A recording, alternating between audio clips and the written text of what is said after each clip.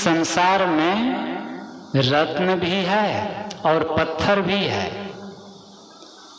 हीरे भी है और कोयला भी है। जी हाँ, इस दुनिया बनाने वालों ने, इस सृष्टि बनाने वालों ने दुनिया ऐसी ही बनाई है। यहाँ धूप और छाया, सुख और दुख, अनुकूलता और प्रतिकूलता, संयोग और वियोग, यहाँ फूलों के साथ कांटों का भी अस्तित्व है। इसको कोई हटा नहीं सकता है। जहाँ धूप है वहाँ छाया भी है। आज तक बिना कांटों वाला गुलाब का फूल परमात्मा ने नहीं बनाया। बनाया है? फूलों का राजा क्या है? गुलाब है।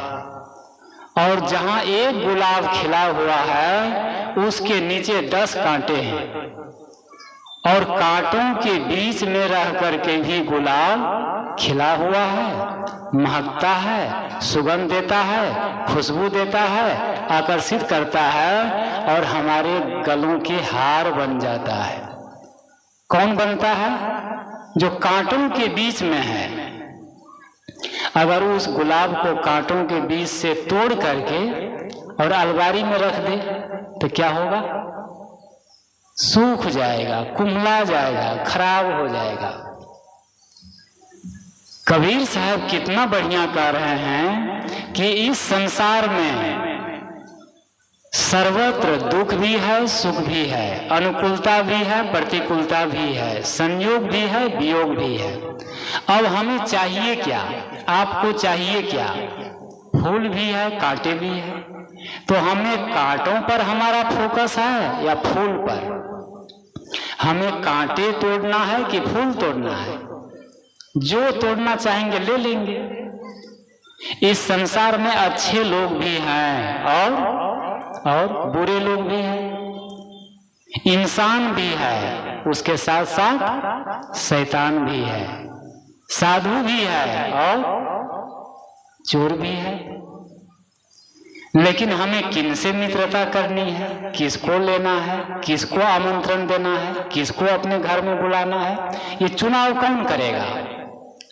कबीर साहब कहते हैं ये चुनाव करना हमारा काम है कि हमारी दृष्टि, हमारा फोकस, हमारी सोच, हमारी भावना किस पर है। मतलब फूल पर है या कांटे पर, सुख में है या दुख में। 2 मित्र थे। कुछ मैं टिप्स बता रहा हूं कि आदमी कैसे सुखी दुखी होता है।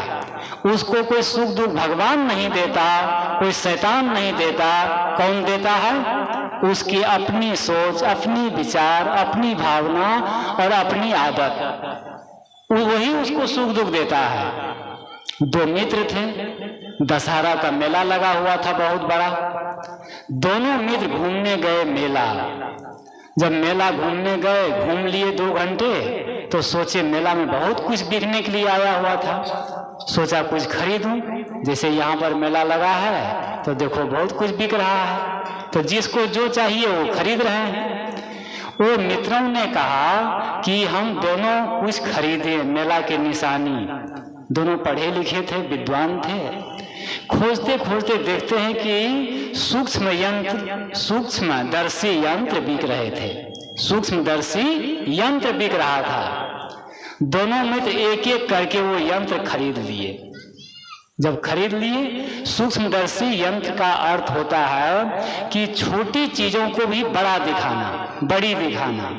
मतलब छोटा है और उसको लगाएंगे तो बड़ा दिखेगा। तो वो खरीद लिए, दोनों चले गए अपने अपने घर। एक मित्र जो था, सुबह उठी, सुबह जब नींद खुली तो वो अपने रखा था सूक्ष्म यंत्र को जब रखा था तो उठा और बस ऐसे देखता है उसमें। तो सुबह सुबह उठते ही झाड़ू तो लगा नहीं था घर में, जहाँ पर तो छोटे छोटे कण थे, कचरे थे घर में, रूम में। वो बड़ा कचरा के रूप में दिखाई दिया उसको। बड़ा मन में घिरना लगा। घर से निकला, दरवाजा से निकला तो बस दरवाजा के किनारे घूर था, गोबर जहाँ फेंकते थे मतलब पशु के, उस पर लगाता है। तो जो वो घूर था, गोबर की ढेरी थी छोटी, वो बहुत बड़ी दिखाई दी और मक्खी भिनभिना रही है। उसको बड़ा मन बेचैन हुआ, बड़ा दुख हुआ, ये क्या बात है, जहां लगाता हूं वहीं गड़बड़ है मामला। और आगे निकला, जब आगे निकला सैर करने तो चला गया वो सीवर लाइन, जो नाली बह रही थी ना शहर का, ओपन थी, खुली थी नाली, वो ऐसे लगाता है। जो गंदगी बह रही थी सीवर का, वो उस पर जब लगाता है तो और लगता है तो नदी बह रही है गंदगी की। मन तो बेचैन हो गया, मन घृणा से भर गया, वो बहुत दुखी हुआ। घर आया, पत्नी भोजन बनाई और रोटी सब्जी दाल भात भोजन दी। जब वो भोजन करने लगा तो पहले लगाता है ऐसे भोजन पर, तो जो रोटी दी थी ना पत्नी, तो रोटी जब बनाते हैं तो बीच बीच में जल जाती है थोड़ी, है ना, चिट्टा पड़ जाती है। तो वो जब लगाता है तो लगता है रोटी पूरी जली हुई है, काली काली। वो रोटी को फेंक देता है, थाली को उलट देता है और वो कहता है ये क्या बात है, आज तो ये सब गड़बड़ है, सब बेकार है, सब खराब है। वो दुखी हो गया, अशांत हो गया। वो सोचता है ये यंत्र मुझे, वो चला गया भागता भागता वो अपने मित्र के पास, जो दूसरा मित्र था।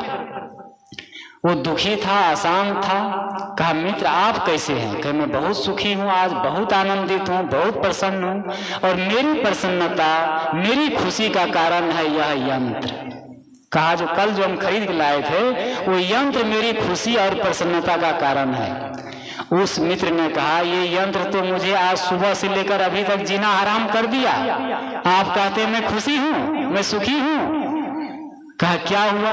वो दूसरा मित्र कहता है देखो जब सुबह में मेरी नींद खुली, वो कहता है जब सुबह मेरी नींद खुली तो बोलिए सद्गुरुदेव की जय।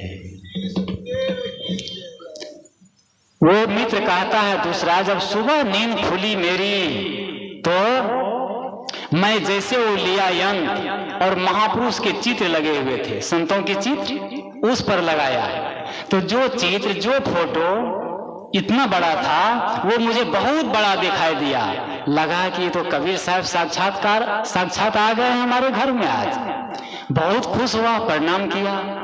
और जैसे मैं निकला, दरवाजा से निकला तो गार्डन, फूल लगे हुए थे गार्डन, उसमें लगाया। तो जो गार्डन, जो फूल छोटे छोटे थे वे फूल तो बहुत बड़े बड़े दिखाई देने लगे और गार्डन बहुत बड़ी दिखाई देने लगी। मैं तो खुशी से भर गया, बढ़िया। और आगे निकला तो तालाब था, तालाब हरा भरा बढ़िया, लोग नहा रहे थे। उस तालाब की ओर मैंने यंत्र को लगाया।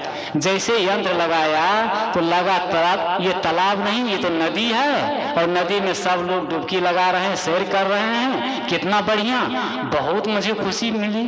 और आगे बढ़ा, नदी थी, नदी में लगाया तो लगा कि एकदम समुद्र में आ गया मैं, और तरंगे उठ रही है, लहर उठ रही है, और मैं सैर कर रहा हूँ। देखो ये यंत्र आज मुझे दिन भर मुझे सुख दिया है, और मेरा सुख और शांति का कारण ये यंत्र है।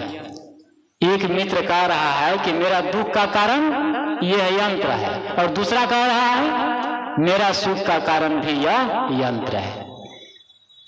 समझ रहे हैं क्या कारण है? यंत्र है, यंत्र तो है, लेकिन यंत्र को कहाँ लगा रहे हैं? ये यंत्र कौन है? हमारी आंखें। हमारी आंखें दो यंत्र है, ठीक है ना, सूक्ष्मदर्शी यंत्र है। हमारे कान, ठीक है, हम क्या देख रहे हैं, क्या सुन रहे हैं, क्या बोल रहे हैं, हम कहाँ लगा रहे हैं? किसी मनीषी ने लिखा है, साइंटिस्ट ने लिखा है कि आप अपना जहां समय लगाते हैं आपका भविष्य वहीं से बनता है। लिव इन द प्रेजेंट, वर्तमान में जीना और समय का सदुपयोग करना। हम अपना जीवन कहाँ लगा रहे हैं, समय कहाँ लगा रहे हैं, अपना टाइम इन्वेस्ट कहाँ कर रहे हैं? हम जहां अपना समय लगा रहे हैं हमारा भाग वहीं से बनता है। ये एक थर्मामीटर है अपने जीवन को टटोलने का कि मेरा फोकस, मेरी सोच, मेरी शक्ति, मेरी ऊर्जा कहाँ लगी है। हम जहां अपना समय लगाते हैं, हमारा भाग, हमारी तकदीर, हमारा किस्मत वहीं से बनता है। थोड़ा सा इस वक्त हम चिंतन करें। एक शराबी है, सुबह उठता है और शराब की दुकान में चला जाता है, शराब पी रहा है। एक गजेड़ी है, सुबह उठता है और चला जाता है गजेड़ियों के पास और शराब क्या सिगरेट गांजा पी रहा है। जुआ खेलने वाला जुआ खेल रहा है, गुटखा खाने वाला वो उसका दोस्त है, चोरी करने वाला, बदमाशी करने वाला वो काम कर रहा है। इसी प्रकार आतंकवाद, नक्सलवाद और जो भी है वो अपना समय कहाँ लगा रहा है, उस चीज में लगा रहा है। तो उसका भाग कहाँ से बन रहा है, वहीं से बन रहा है ना। एक पुजारी है, एक सत्संगी है, एक भक्तिवान व्यक्ति है, सुबह उठता है, पूजा कर रहा है, पूजा करता है, प्रार्थना करता है, भक्ति करता है, मन को सुंदर बनाता है, ध्यान करता है, तो उसकी तकदीर, उसका भाग वहां से बन रहा है। हम अपना फोकस, अपना ध्यान, अपना समय कहाँ लगा रहे हैं। आज हमें ये निर्णय करना चाहिए कि हम अपना जीवन, अपनी सोच हम कहाँ लगा रहे हैं, क्या कर रहे हैं। आज तक हम जो कुछ करते आए हैं और आज भी वही कर रहे हैं, तो आगे हमें वही मिलेगा जो आगे हमें वही मिलेगा जो आज तक मिला है ना। आज तक हम जो काम करते आए हैं, ठीक है ना, और आज भी वही कर रहे हैं, तो आगे क्या मिलने वाला है, वही मिलेगा ना। क्योंकि कर्मों में, क्रिया में, आदत में कोई बदलाव नहीं है। तो जो कुछ आज तक मिला है, आगे भी हमें वही मिलने वाला है। क्या क्या मिला है, तो बताइए आप लोग। आज जीवन भर देखो, जब से जन्म लिए हैं और कितने साल के हो गए हैं, इस पंडाल में जितने लोग बैठे हैं प्रायः 35 से तो ऊपरे हैं, ज्यादा 40 से भी ऊपर कहिए। सब बुजुर्ग लोग हैं। कहते रिटायर हो जाओ तो सत्संग करो, रिटायर हो गया तो सत्संग में जाओ। बच्चे कहते हैं सत्संग जो निमंत्रण देने जाओ तो दादी जी नहीं है, माता जी नहीं है, पिताजी नहीं है, तो सत्संग में कौन जाएगा। अब बच्चे तो जाएंगे नहीं, बहू जाएगी नहीं, लड़का जाएंगे नहीं, तो ये सत्संग भजन किसके लिए है, रिटायरमेंट 60 के बाद। तो पहले क्या होता था, गुरुकुल, गुरुकुल में बच्चे को भेज दिए जाते थे, तो वहां पर शिक्षा, नैतिक शिक्षा और सांस्कृतिक शिक्षा ये सब पढ़ाए जाते थे। लेकिन आज वो सब चीज जो है समाप्त हो गई। तो मैं कह रहा था, कबीर साहब कहते हैं कि नग पसान जग सकल है। इस संसार में पत्थर भी है और हीरा भी है। हमें क्या चाहिए, जैसे वह आदमी क्या था, गार्डन भी था, फुलवारी भी थी, महापुरुष के फोटो भी थे, नदियां भी थी, तालाब भी थे, सब कुछ थे और गंदगी भी थी। वो अपना फोकस कहाँ किया, गंदगी पर। तो सुख दुख हम बाहर नहीं है, वो हम खींचते हैं। सुख और दुख का स्रोत हमारे भीतर है, हम खींच लेते हैं, उसको हम खींचते हैं। एक गुरु शिष्य कुटी बना के रहते थे एकांत में। जब रहते रहते बहुत दिन हो गए तो गांव से एक भक्त को बड़ी दया आई और वो क्या किया, बियाई हुई गाय, 1 महीना गाय बियाई हुई थी, तो बियाई गाय को ला करके कुटी में बांध दिया और कहा चेलाराम से कि देखिए बाबा, आप लोग दूध खाइए, एक गाय में दान में देता हूँ। दान में गाय, बियाई हुई गाय। बड़ा खुश हो गया चेलाराम, दौड़े दौड़े गया, मुस्कुराते हुए गुरुजी से कहता है, गुरुजी एक भक्त ने आज बियाई हुई गाय दिया है, गाय दिया है। गुरु ने कहा, बेटा अच्छा हुआ, अब दूध खाने को मिलेगा। गुरु क्या बोले, अच्छा हुआ अब दूध खाने को मिलेगा। 1 सप्ताह बीता, वो भगत आया और गाय ले गया।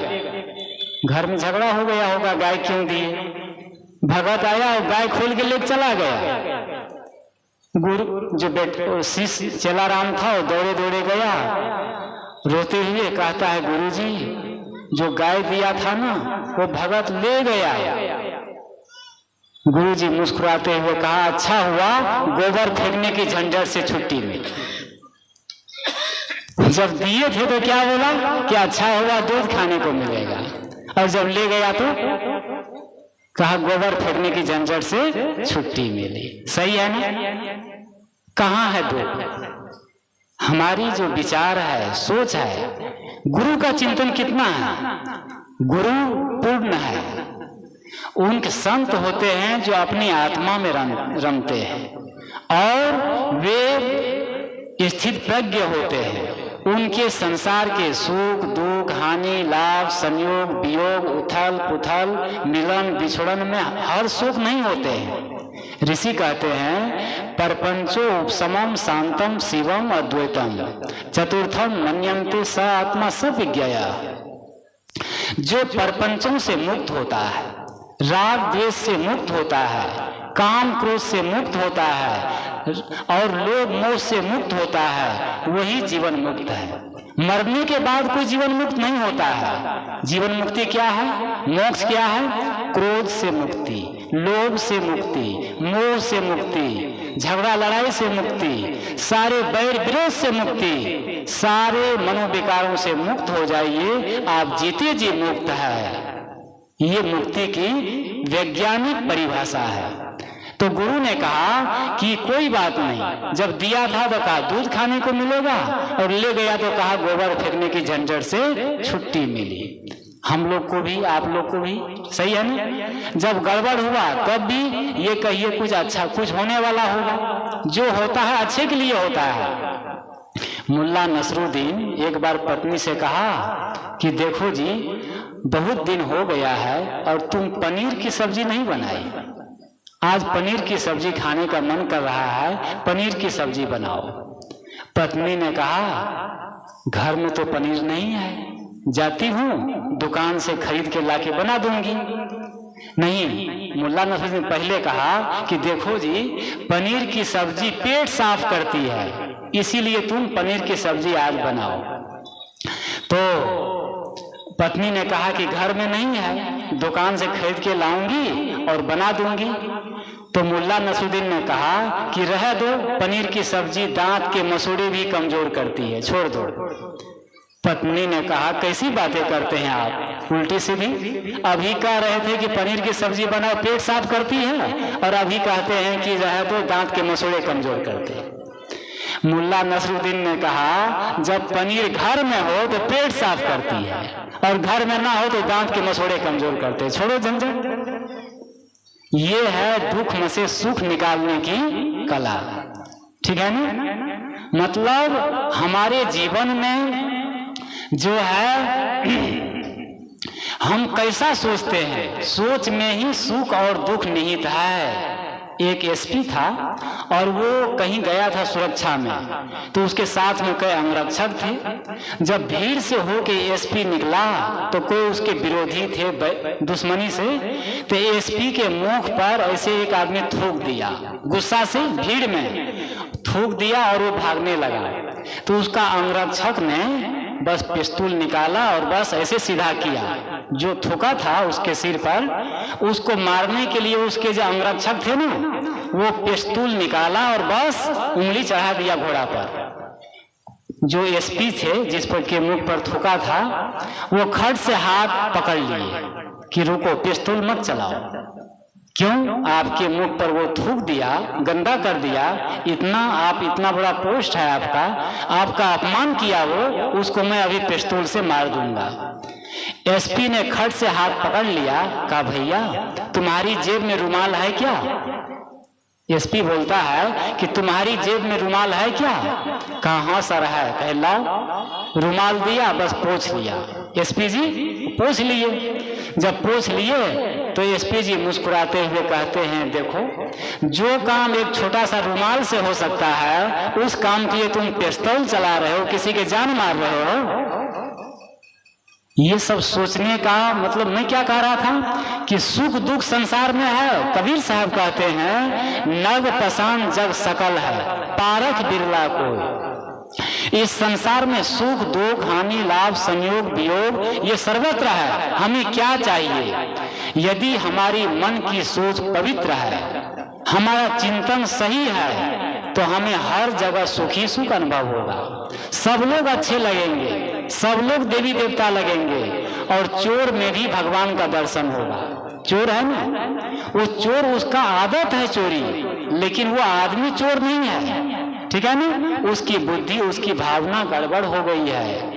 आदमी कोई गड़बड़ नहीं होता है, वो उसकी आदत गड़बड़ हो जाती है। हीरा है, सोना है, वो कचरा में गिर जाए, गोबर पर गिर जाए, गंदा पर गिर जाए, तो हीरा में कोई गड़बड़ी नहीं है, सही है ना। हीरा को उठा लीजिए, धो लीजिए, तो हीरा तो हीरा है, उसकी कीमत में कोई अंतर नहीं होने वाला है। हमारे अंदर में भी क्या हो गया है, हम हीरे हैं, ठीक है ना। हम हीरे के समान है, सोने के समान है, और लेकिन क्या हो गया है, मन में तेजाब आ गया है, भीतर में गंदगी आ गई है। उन गंदगी को हम निकाल दे, गंदगी को हटा दे, तो इंसान तो भगवान है। इसीलिए कहा गया सर्वे भवन्तु सुखिनः सर्वे सन्तु निरामया सर्वे भद्राणि पश्यन्तु मा कश्चित् दुख भाग्य भवेत्। क्या कहते हैं, ये कौन कहता है, जिनकी सोच विराट होती है, महान होती है, तो सब लोग कहते हैं कि इस सृष्टि रचने वाला ने इस संसार में दुख, सुख, हानि, लाभ, ये सब है। हमें क्या क्या लेना है, सुख लेना है, तो सुख वाला चिंतन करें, सुखी होने का सोच।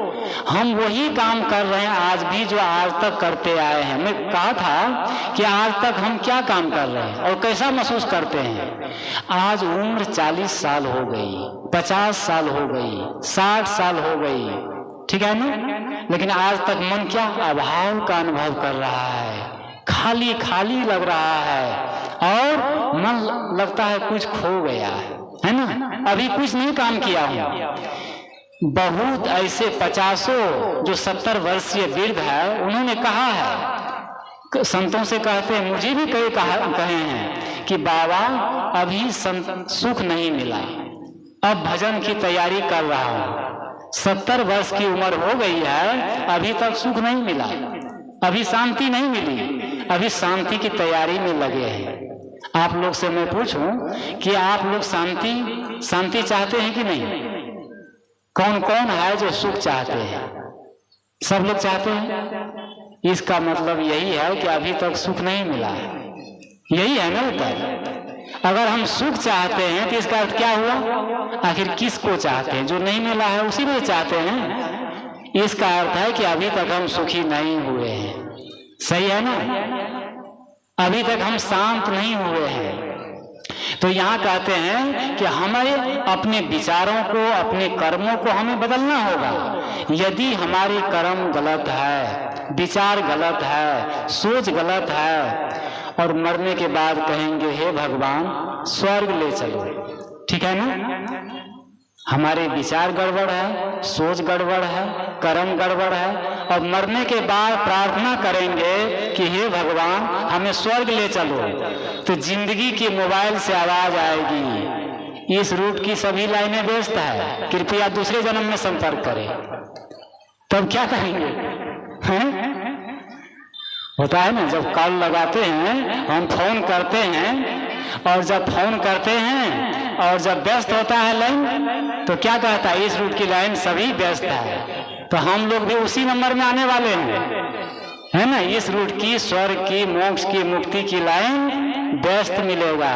इसीलिए अपने कर्मों को हमें चेकिंग करना चाहिए, सुधारना चाहिए। देखो एक मोबाइल है, छोटा सा मोबाइल एंड्रॉइड, और गलत पासवर्ड से 4 अंक का पासवर्ड होता है, पासवर्ड उसका पिन कोड, तो गलत पासवर्ड से एक छोटा सा मोबाइल नहीं खुलता है। खुलता है मोबाइल में 4 अंक का पासवर्ड होता है, और गलत पासवर्ड से एक छोटा सा मोबाइल नहीं खुलता है। तो हमारे गलत कर्म से स्वर्ग के फाटक कैसे खुलेंगे? खुलने वाला है। तो इसीलिए हमें भजन क्या है, मैं कह रहा था कि हम लोग को अपने जीवन में, सब कबीर साहब कहते हैं कि अपने कर्मों को बदलो। घर में जितने लोग हैं आपस में प्रेम से, मीठा से, शांति से, खुशी से हम जीवन जिए तो घर स्वर्ग लगेगा। घर में बढ़िया महसूस करेंगे। और घर में तनाव है, अवसाद है, दुखी है, भाई भाई में लड़ाई झगड़ा है, सास बहू में गड़बड़ है तो क्या होगा? ये कर्म गड़बड़ है। सो एक दूसरे के लिए श्रद्धा नहीं है। एक दूसरे सास बहू, पिता पुत्र, भाई भाई एक आपस में जहां अगर प्रेम नहीं है तो क्या होगा? छोटी छोटी बातों में टिप्पणी, छोटी छोटी बातों में गलती निकालना। एक घर में जब दीपावली का समय आया, दिन आया, तो दीपावली में बहुत कुछ बनता है। दीपावली के दिन पुआ बनाते हैं इधर, और भी पकवान बनाते हैं। तो उस घर में भी सारे पकवान बनाए, उसके साथ साथ खीर पूड़ी और कढ़ी भी बनी। तो जब लड़का आया बाहर से तो 60 साल की जो माँ थी बूढ़ी, वो भोजन परोस के देती है बेटा को। तो बेटा सब कुछ खाता है, खीर पूड़ी सब्जी सब कुछ खाया। जब कढ़ी का नंबर आया, कढ़ी खाने लगा तो माँ को बुलाता है और कहता है जोर से गुस्सा करके, माँ आपको भोजन बनाते बनाते 60 साल हो गया, आपकी उम्र 60 साल हो गई, आज तक कढ़ी बनाना नहीं आता? कढ़ी इतनी पतली क्यों कर दी? कढ़ी इतनी पतली क्यों कर दी? वो डांटता है, गुस्साता है। माँ तो कांपने लगी, डर गई। माँ धीरे से जाती है कांपते हुए कान के पास, बोल नहीं पा रही थी ज्यादा, धीरे से कहती है, बेटा कढ़ी आज मैंने नहीं बनाई है, कढ़ी तुम्हारी पत्नी ने बनाई है। बेटा मुस्कुराया, कहता है, माँ अरे कढ़ी पतली तो है लेकिन स्वादिष्ट बहुत है। क्या कहा? कि कढ़ी पतली तो है लेकिन स्वादिष्ट बहुत है। जब माँ बनाई है तो कढ़ी पतली है और पत्नी बनाई तो स्वादिष्ट हो गई ना। अब ऐसा जब चिंतन रहेगा दाम्पत्य जीवन, पति पत्नी के बीच, सास बहू के बीच, तो क्या होगा? वो घर में कभी स्वर्ग का वास होगा? तो इसीलिए हम लोग को चाहिए अपने जीवन में, आज घर में क्यों विवाद है? महिलाओं में ज्यादा, सास बहू के बीच, पिता पुत्र के बीच, क्योंकि उसकी सोच गड़बड़ है। सब कुछ है, बाहर कोई कमी नहीं है। देखो खाने पीने, अब रोटी कपड़ा मकान बहुत चर्चा हो गई है। कल से साहब जी कह रहे थे, मैं भी कहा था कि सुविधाएं और सुख, ये चीजें सुविधाएं की है, सुख की चीज नहीं है। आज सबके पास देखो, देखने के लिए मोबाइल सेट है, और पहनने के लिए डायमंड सेट है, और सोने के लिए सोफा सेट है ना, और देखने के लिए टीवी सेट भी है। इसके बावजूद भी आदमी का माइंड क्यों अपसेट है? क्यों अपसेट है? क्योंकि उसके विचार गड़बड़ है। तो इसीलिए हम लोग को अपने विचार, अपनी सोच, कबीर साहब को मैं कह रहा था, सदगुरु कबीर साहब कहते हैं, नव पसान जग सकल है। इस संसार में एक सूत्र कि संसार में हमें जो चाहिए वो मिलेगा, हमें जो चाहिए वो मिलेगा। आपको चाहिए क्या? पहले हमें योजना बनाना पड़ेगा, चिंतन करना पड़ेगा कि हमें क्या चाहिए। अगर हम योजना बना लेंगे तो वो चीजें मिल जाएगी, और नहीं बनाएंगे तो ऐसे उलझते रहेंगे और दुखी होते रहेंगे। एक घर में 2 भाई थे, तो दोनों भाई में बढ़िया, लेकिन ऐसे होते होते एक भाई गलत संगत में पड़ गया, और गलत संगत में आकर के एक भाई वो चोर बन गया, बदमाश बन गया, और गलत खाने पीने लगा। और जब गलत खाने पीने लगा, गलत हो गया। दूसरा भाई गुरु भक्ति, सेवा, सज्जन, और गांव में बहुत प्रतिष्ठित आदमी था। दोनों सगे भाई है। एक भाई चोर, बदमाश, गजेड़ी और गलत आदमी निकल गया, और दूसरा भाई अच्छा सज्जन, और गांव में उसके बिना पंचायती नहीं होती। जो सज्जन थे ना, उसका भाई, उसका बहुत सम्मान था। एक संत जब उस गांव में आए, उसके घर में आए, तो जो वो शराबी था, जो शराब भी पीता था, गांजा भी पीता था, उसका बड़ा भाई, तो उससे पूछा कि ये बताओ तुम शराब क्यों पीते हो, गांजा क्यों पीते हो, चोरी क्यों करते हो, इतना गलत काम क्यों करते हो? संत पूछा। उस शराबी ने कहा, गुरुजी मैं कोई नया काम थोड़ी कर रहा हूं, अरे मेरा पिताजी भी शराब पीते थे और शराब पी के आते थे तो माँ को मारते थे, बच्चों को मारते थे, हम लोग को मारते थे। तो जो काम पिताजी करते थे वही तो मैं कर रहा हूँ, कोई नया काम थोड़ी कर रहा हूँ, मैं भी पुराना काम कर रहा हूँ। संत चले गए उसके छोटा भाई के पास। संत ने कहा कि आपको, तुमको इतना सज्जन, इतना धर्मात्मा, इतना अच्छा आदमी किसने बनाया है?